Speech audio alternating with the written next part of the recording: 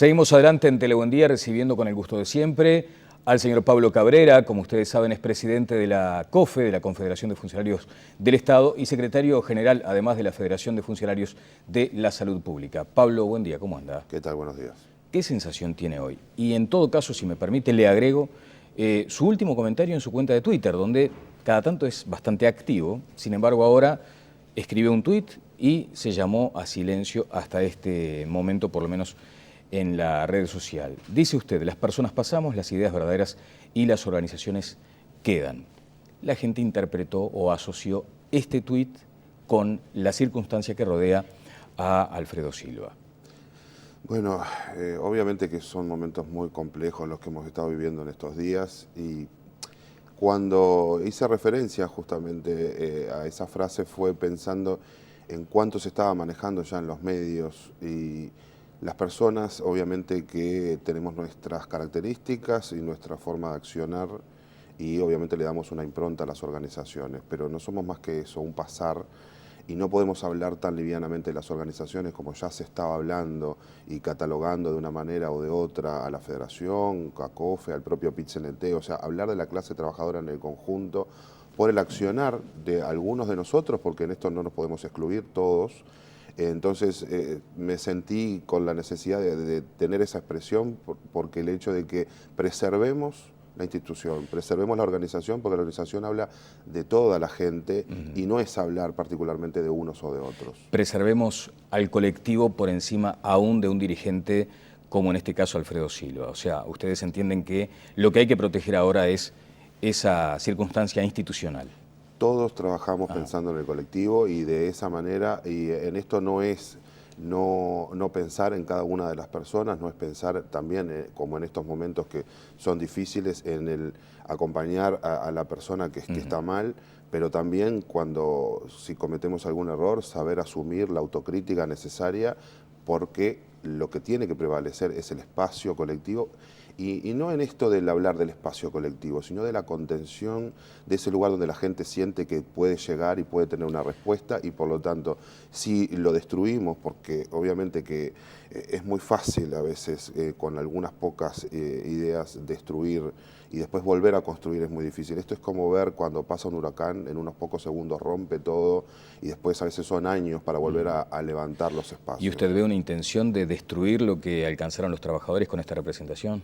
Yo he sentido muchas veces en los comentarios de estos días en particular de que hay un ataque precisamente a esta transformación que se logró con mucho esfuerzo, que fue incluir la voz social, porque en esto también es pensar en la voz social, porque no solamente se ganó el espacio para que los trabajadores organizados tengan un espacio, sino que también los usuarios desde su lugar tengan un espacio, y creo que es central. Si uno quiere cambiar y no incluye a todos los actores, es muy difícil poder transformar. Bien, me imagino que usted advertirá ataques de algunos sectores que de pronto eran esperables, porque hay como un conflicto permanente, y le llamó la atención en algún caso algunas opiniones que provenían de sectores más afines, digamos. No, en realidad de los esperables, claro, porque obviamente que no es de ayer, sino se agudizó justamente con este problema en particular, pero uno podía sentir que había ciertos grados de diferencia importantes, principalmente desde el plano del poder político. Hubo muchos legisladores que pensaban de que no era el momento y así lo expresaban y con esta claridad. Pero obviamente que uno espera que de parte de la sociedad más común, del ver que en definitiva uno puede decir no me siento representado por tal o cual persona, pero sí siento que tengo la necesidad de tener ese espacio, que hay que pelear para lograr ese espacio y que en algún momento, bueno, haciendo el esfuerzo, podamos colocar a la persona que nosotros queramos, pero es defender el lugar, no a la persona. Cabrera, cuando pasaron algunas horas de todo este desenlace, ¿cómo lo observa, ya con cierta distancia? Bueno, sí, obviamente que la distancia todavía es muy cercana, porque en el día de ayer se estuvo discutiendo ampliamente en lo personal, en los tres planos, en el más cercano, que es de la Federación de Funcionarios de Salud Pública, luego estuvo el debate en la mesa representativa del PIT-CNT, y más a la noche, aún reunido el Consejo de COFE, fue seguir un poco removiendo lo que fueron esos primeros días. Y también en lo como usted plantea, el día después, cómo nos paramos ante lo que es seguir adelante, lo que es seguir visualizando que hay que dar una respuesta que necesariamente la gente está esperando, que podamos decir, bueno, acá hay un camino a seguir, esta es la opción, y dentro de esas opciones hay que pensar, bueno, hay un espacio a llenar, cuál es la persona indicada, en qué condiciones puede llegar, y creo que en eso la mesa representativa ayer ha laudado correctamente, dando los espacios. Tenemos que estudiar en profundidad, necesitamos que ese espacio salga fortalecido a pesar de todas las cosas, y que bueno, la madurez la da precisamente esto del tiempo, porque hay un compromiso y una responsabilidad que no se puede eludir. Correcto. Después vamos a ir, en todo caso, si le parece, a cuestiones más de procedimiento, más práctico, en cuanto a la toma de decisiones futura. Pero me gustaría detenerme en un aspecto que lo involucra, como usted decía. Se había mencionado como posible sustituto de Alfredo Silva, usted junto con otras 2 personas, con otros 2 dirigentes sindicales. Los 3 rechazaron la posibilidad. ¿Hubo un acuerdo previo en tratar de evitar en este momento ser nombrados en el cargo de Silva? No, yo creo que lo que se priorizó en esto fue pensar, necesitamos tiempo concreto, es muy fácil manejar nombres, siempre que hay un espacio se empiezan a barajar nombres porque hay características de algunas personas que pueden realmente aportar hacia ese espacio, como ha sucedido, por ejemplo, cuando fue la intención del cambio de ministro de Salud Pública, inmediatamente salieron muchos nombres, de los cuales después, bueno, el presidente resolvió por la actual ministra. En el caso nuestro sucede lo mismo, a diferencia que nosotros podemos tomarnos ese tiempo de decir, bueno, replanteémonos con claridad, que el nombre que realmente se maneje sea el nombre que llene los espacios y que dé las respuestas que la gente está necesitando. Correcto. Usted fue el primero en bajarse de la postulación. ¿Para esta circunstancia o definitiva, Pablo?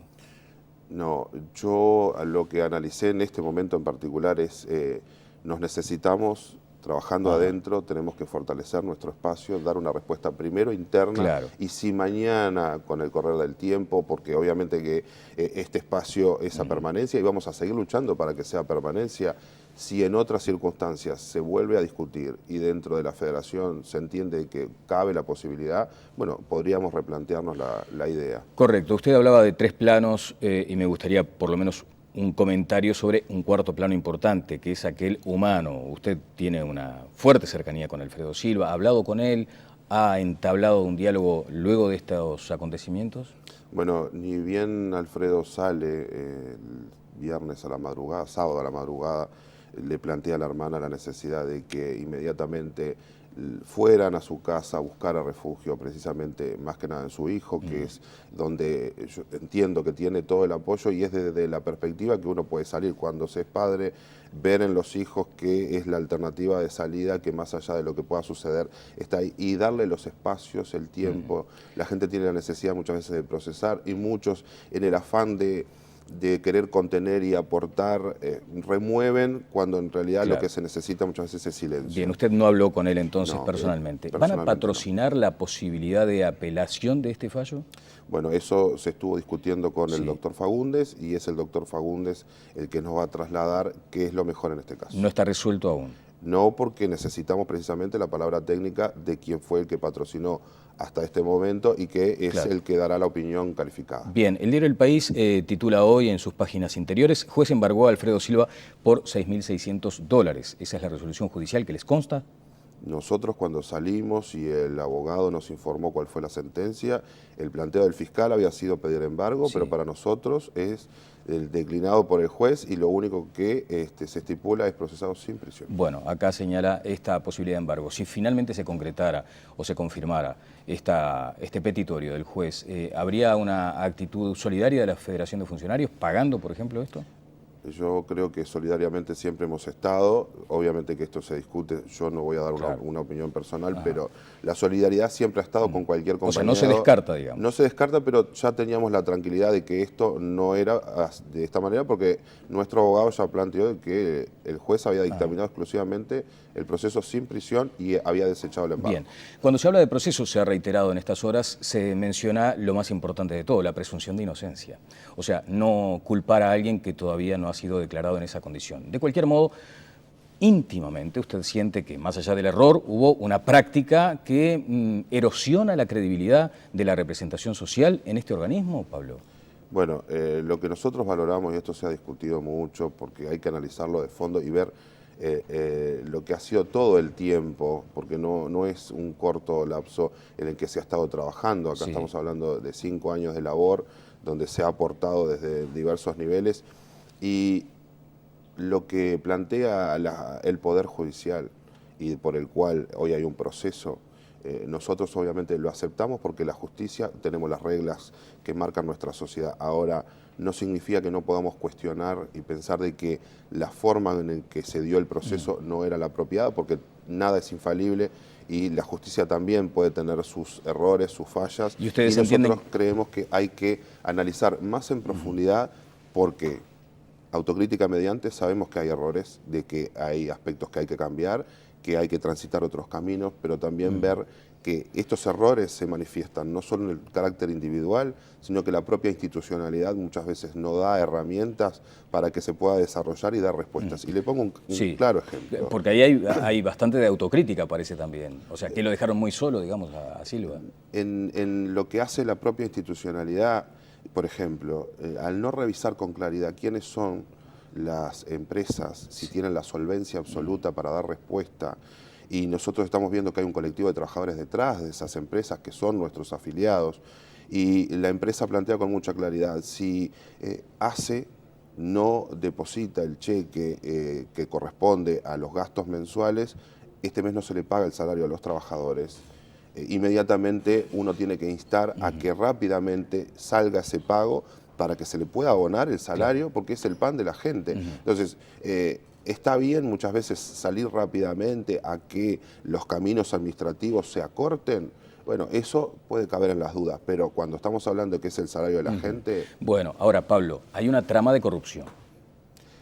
Pero no es el caso en particular de lo que se procesa y por lo que se discute el tema de Alfredo Silva. Bueno, usted marca claramente la diferencia entre Alfredo Silva y el dirigente sindical de Artigas. Exactamente. O sea, entiende que son dos circunstancias totalmente distintas. Totalmente diferentes. ¿Se desafilió al otro, al Toshiba, conocido con ese, se lo desafilia? Nosotros ayer en el Consejo Directivo Nacional, como es estatutariamente, se lo ha encomendado en primera instancia a la Comisión de Disciplina porque corresponde, porque se ha hecho... Por el debido proceso. Es como corresponde, porque es quien en forma independiente, donde están representadas todas las corrientes de opinión que tiene la Federación, van a dictaminar qué es lo que la Federación en su conjunto debería hacer y a partir de ahí tomaremos las resoluciones correspondientes. Para el caso de Silva, ¿no se inicia un procedimiento...? Para los 6 compañeros... bien. Porque nosotros entendemos que en el día de hoy necesitamos tener luz del carácter sindical, porque la justicia lauda, aceptamos el proceso del Poder Judicial, pero entendemos que los procesos internos sindicales son los que realmente nos nutren, nos aportan como organización y es la primera voz que tenemos que tener. ¿No les temblará el pulso si tienen que expulsar a 1, 2 o a los 6 compañeros? En ningún caso, si hay realmente de parte de la Comisión de Disciplina estudio claro de que se han cometido errores que lesionaron gravemente la institución, de dar los dictámenes que se tengan que dar. Hoy se menciona que el Poder Ejecutivo conocía desde hace ya por lo menos 2 años esta circunstancia. Y esto no puede prestarse para ingenuidades, me parece. Desde su lugar, no conocía que había esta trama de corrupción que también roza lo que hacía Alfredo Silva, porque en definitiva si acudía a estas reuniones, a estas instancias con esta persona hoy en prisión, se supone entonces que allí había un conocimiento de que algo raro estaba pasando. ¿Ustedes sabían esto?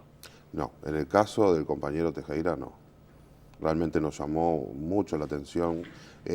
El Poder Ejecutivo habrá podido estar estudiando y obviamente por algo son las investigaciones, por algo obviamente pasan las cosas que pasan. El Parlamento también planteó de que se podía haber investigado y no se investigó, cosa que también hay que analizar porque las herramientas las tienen y habría sido interesante que se hubiera hecho con antelación alguna de las investigaciones que se plantean, pero es muy difícil, a veces desde afuera y después que está todo dicho, decir, con el diario del lunes. Sabemos todo, porque ¿qué pasa? Si uno no tiene la capacidad de poder confiar en el compañero que tiene al lado para trabajar, no podríamos trabajar en ningún lado. Y en este caso en particular, el hecho concreto de que alguien tenga un vínculo con las empresas terciarizadas, que es las que a su vez tienen a los compañeros afiliados y que vienen los compañeros a hacer planteos de que no falta ropa, no faltan implementos, no me pagan un tal o cual compensación.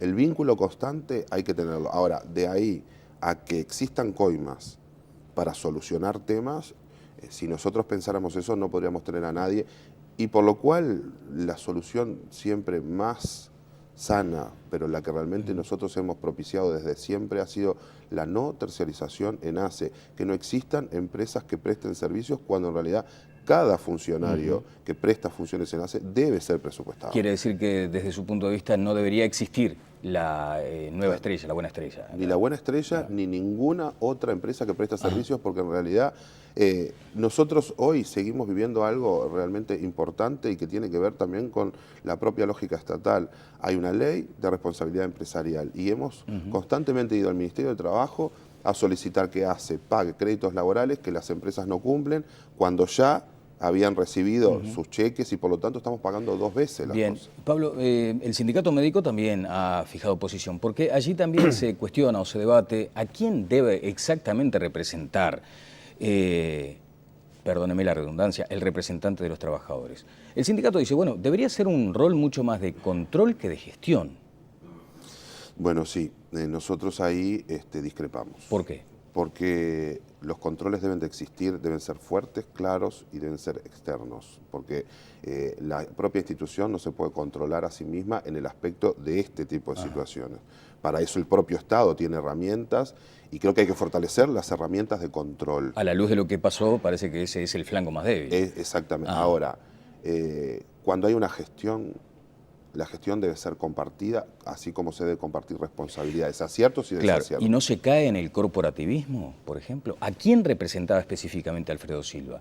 ¿Acaso no a los médicos que también integran el colectivo de trabajadores? Bueno, eso es un tema también a valorar porque en la Federación de Funcionarios de Salud Pública tenemos muchos afiliados que son precisamente profesionales médicos, como profesionales de otras ramas, y cuando hablamos de representatividad, en lo que hace a la propia definición hasta de la OIT, ¿no? Sí. Es pensar en antigüedad, es pensar en cantidad de afiliados, es pensar en trayectoria, es pensar justamente en la historia que contiene a cada organización. ¿Y no se cae en eso que yo le citaba, en el corporativismo, en defender exclusivamente un interés? No, no.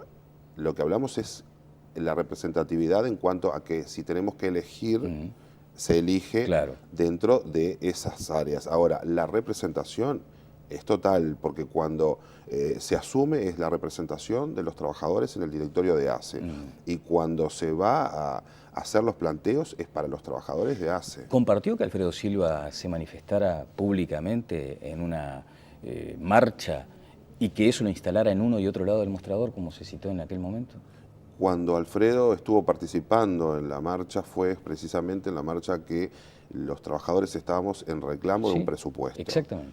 Si él, siendo parte del sindicato, representando a los trabajadores, porque el presupuesto era para fortalecer ACE, y dentro de ese presupuesto estábamos hablando de los trabajadores médicos y no médicos, porque se pedía plata para responder a todos los problemas de ACE. No lo entiende como un absurdo en aquel momento. No es, al contrario, porque es seguir estando del lado de quien lo colocó y quien lo respalda. Bien, ¿quién debe ser hoy el representante de los trabajadores? ¿A quién debe representar? ¿Qué mecanismo entiende usted debe aplicarse?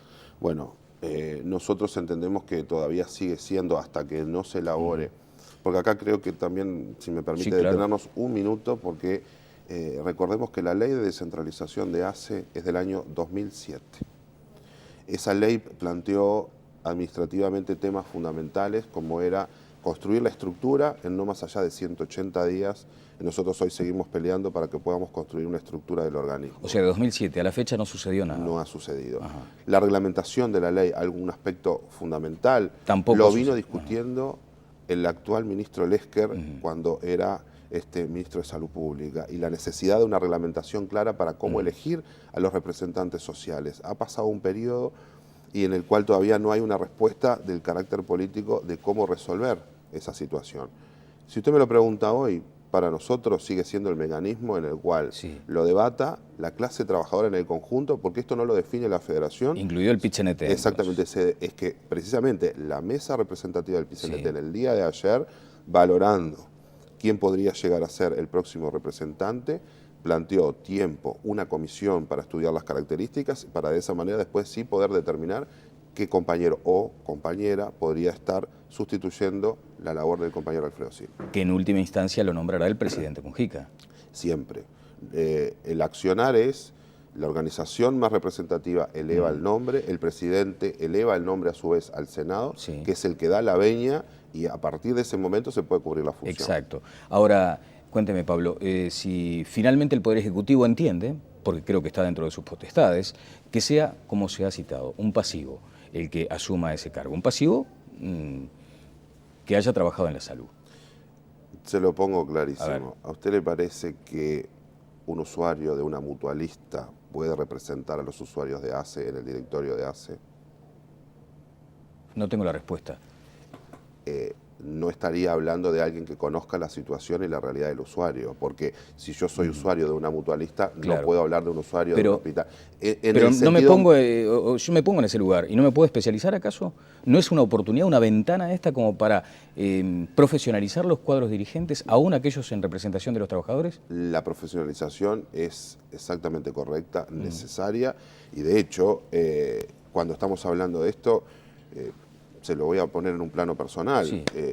Yo, además de mi profesión, soy licenciado en laboratorio, sí, intenté y de hecho logré hacer un posgrado en gestión de servicios de salud, pensando que la necesidad es siempre tener formación para poder dar respuesta en el lugar que sea. Por lo tanto, profesionalizar los cargos políticos es un aspecto central que el gobierno tiene que analizar constantemente. Los sindicatos, hacer lo mismo. Ahora, no significa de que en este caso, cuando hablamos de la representación de los trabajadores activos, un trabajador que hoy es pasivo, vaya a representar a los trabajadores, porque no es un tema corporativo, sino que también es un tema de la vivencia actual. Tiene que ser alguien que conozca la actualidad y que responda a la actualidad. Que responda a la actualidad, en todo caso, que afecta a ese sector. Para eso es claramente el título, es representación de los trabajadores de ACE. Por eso le decía, trabajadores de ACE, no los trabajadores de la salud pública, aún aquellos que no están afiliados o un cuerpo médico que tampoco está afiliado al sindicato que usted preside. Bueno, sí, estamos de acuerdo de que quien lo elige es la organización. De acuerdo. O sea, ¿hay un tema cuantitativo entonces? Nosotros no estamos cerrados a discutir de que mañana, si existe la posibilidad de la elección, como lo hace el BPS, sí, de que sea elección a voto... que sea, primero, sí, obligatorio debe ser para que si estamos hablando de que sea de todas las voces, secreto, lo podemos discutir. No estamos cerrados, pero hoy está planteado desde la organización más representativa y la organización más representativa, en este caso, es el PCNT. Bien. Pablo, le quiero agradecer estos minutos. Simplemente voy a apelar en el último instante a ponerme en el lugar de alguien que venga, ¿no? De la calle, afiliado al sindicato. Es un corrupto, Alfredo, es un corrupto. ¿Usted qué le respondería, brevemente? Que no, porque la corrupción es hablar de situaciones en las cuales uno actúa en favor de uno y que priman los intereses personales sobre esos intereses generales, es tomarse el hecho de apropiarse lo que no es propio, y en este caso, sigo insistiendo, autocríticamente, errores muchísimo, hay mucho para cambiar, hay mucho para revisar, pero la corrupción es otra cosa, él no se quedó con nada y por lo tanto no podemos hablar de la misma manera y poner en la misma bolsa a unos que a otros. Claro, estaba muy cerca del que sí se quedó con algo. Pero son dos personas distintas, hicieron dos caminos distintos y por cercanía el compañero que más se equivocó estaba cercano a mucha gente y no por eso el resto de la gente hizo lo que hizo el compañero. Muchas gracias. Gracias. Pablo Cabrera estuvo con nosotros, es el presidente de COFE y además el secretario general de la Federación de Funcionarios de la Salud Pública. Pausa y seguimos adelante en Telebuen Día.